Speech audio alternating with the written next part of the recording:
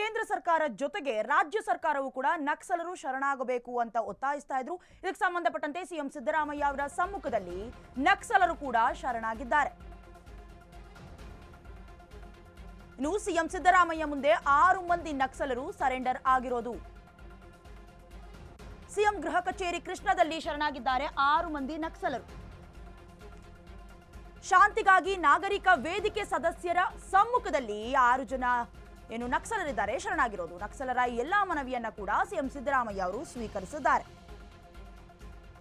ಮನವಿಯನ್ನ ಪರಿಶೀಲಿಸಿ ಏನೇನು ಮಾತು ಕೊಟ್ಟಿದ್ದಾರೆ ಅದನ್ನೆಲ್ಲ ಈಡೇರಿಸ್ತೀನಿ ಅಂತ ಕೂಡ ಸಿಎಂ ಸಿದ್ದರಾಮಯ್ಯ ಹಸ್ತವನ್ನ ನೀಡಿದ್ದಾರೆ. ಇನ್ನು ದಶಕಗಳಿಂದ ಭೂಗತರಾಗಿದ್ದ 6 ಜನ ನಕ್ಸಲರು ಬುಧವಾರ ಸಮಾಜದ ಮುಖ್ಯವಾಹಿನಿಗೆ ಬಂದ್ರು.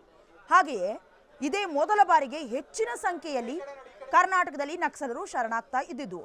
ಇನ್ನು ಈ ಮೂಲಕ ಕರ್ನಾಟಕದಲ್ಲಿ ಇನ್ನು ಮುಂದೆ ನಕ್ಸಲ್ ಚಟುವಟಿಕೆ ಮುಕ್ತಾಯ ಆಗತ್ತಾ ನೋಡಬೇಕಾಗಿದೆ.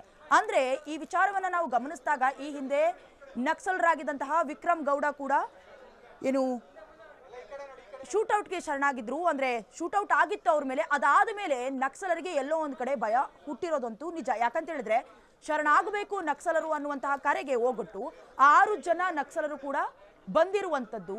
ಜೊತೆಗೆ ಮುಖ್ಯವಾಹಿನಿ ಮುಂದೆ ಸಿಎಂ ಸಿದ್ದರಾಮಯ್ಯ ಅವರಿಗೆ ಕೆಲವೊಂದು ಮನವಿಯನ್ನ ಕೂಡ ಸ್ವೀಕರಿಸಿದ್ರು ಸಿಎಂ ಸಿದ್ದರಾಮಯ್ಯ. ಇದನ್ನೆಲ್ಲ ನೋಡ್ತಾ ಇದ್ರೆ ಎಲ್ಲೋ ಒಂದ್ ಕಡೆ ಅವರು ಕೂಡ ನಾವು ಕೂಡ ಸಮಾಜದಲ್ಲಿ ಒಬ್ಬರಂತೆ ಬಾಳ್ಬೇಕು, ಬದುಕಬೇಕು, ಅಥವಾ ವಿಕ್ರಮ್ ಗೌಡ್ರಂತೆ ನಾವು ಕೊನೆಯ ಉಸಿರನ್ನ ಎಳೆಯೋದು ಬೇಡ ಅನ್ನೋದು ಗೊತ್ತಾಗ್ತಾ ಇರುವಂತದ್ದು. ಜೊತೆಗೆ ನಕ್ಸಲರಾದ ಮುಂಡಗಾರು ಲತಾ, ಸುಂದರಿ ಕುತ್ಲೂರು, ವನಜಾಕ್ಷಿ ಬಾಳೆಹೊಳೆ, ಮಾರಪ್ಪ ಆರೋಲಿ, ಕೆ ವಸಂತ್ ಹಾಗೆ ಟಿಎನ್ ಜಿಶ್ ಅವರು ನಿನ್ನೆ ಶರಣಾಗಿರುವಂತದ್ದು.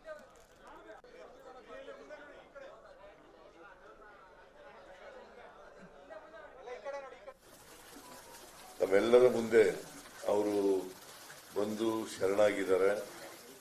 ಆ ಶರಣಾಗತಿಯನ್ನ ಒಪ್ಕೊಂಡಿದ್ದೀವಿ. ಅವರು ಮುಖ್ಯವಾಗಿ ಬರಬೇಕು ಅಂತಕ್ಕಂಥದ್ದು ನಮ್ಮೆಲ್ಲರ ಅಭಿಲಾಷೆ. ಅವರು ಶರಣಾಗಬೇಕಾದ್ರೆ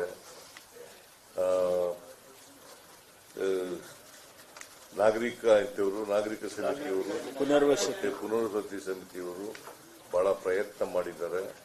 ಅವರೆಲ್ಲರಿಗೂ ಕೂಡ ನಾನು ಸರ್ಕಾರದ ವತಿಯಿಂದ ಅಭಿನಂದನೆಗಳನ್ನು ಹೇಳಲಿಕ್ಕೆ ಬಯಸ್ತಾ ಇದ್ದೇನೆ. ಜೊತೆಗೆ ಪೊಲೀಸ್ನವರು ಅನೇಕ ಅಧಿಕಾರಿಗಳು ಎಎನ್ಎಫ್ನಲ್ಲಿ ಕೆಲಸ ಮಾಡಿದ್ದಾರೆ. ಮತ್ತೆ ಇದು ಶರಣಾಗಲಿಕ್ಕೂ ಕೂಡ ಪ್ರಯತ್ನಗಳನ್ನು ಮಾಡಿದ್ದಾರೆ. ಅವ್ರ ಜೊತೆಯಲ್ಲಿ ಎಲ್ಲ ಪ್ರಯತ್ನಗಳನ್ನು ಕೂಡ ಮಾತಾಡಿದ್ದಾರೆ.